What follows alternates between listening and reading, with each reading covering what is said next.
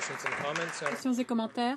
La secrétaire parlementaire de la sécurité publique. Merci, Monsieur le Président, encore une fois.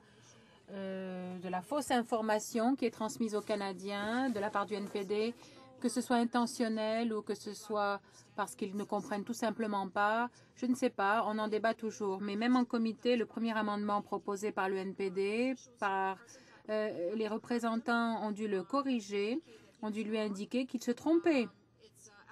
C'est absolument incroyable qu'on entende encore les mêmes choses de la bouche du NPD sur ce projet de loi, qu'il cible les manifestants, etc.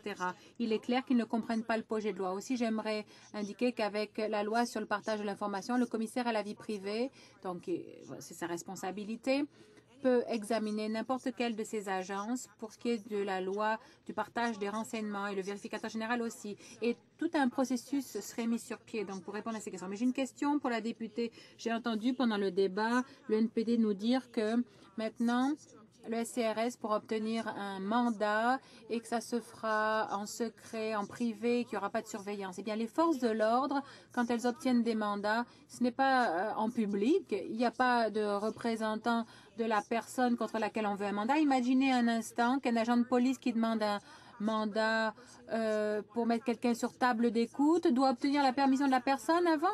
Non, j'aimerais demander à la députée si elle pense que notre agence de la sécurité peut décider, a l'intelligence suffisante pour décider quand on doit demander un mandat. La députée.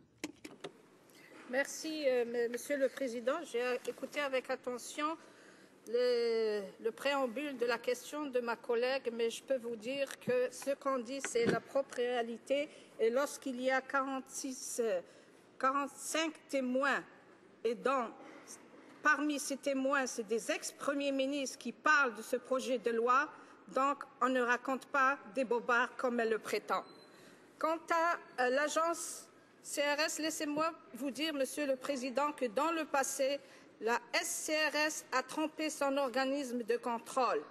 En 2014, le comité de surveillance des activités de renseignement de sécurité déclarait, et je cite, « L'enquête a révélé que les services avaient gravement induit en erreur le comité. » Là, c'est écrit noir sur blanc.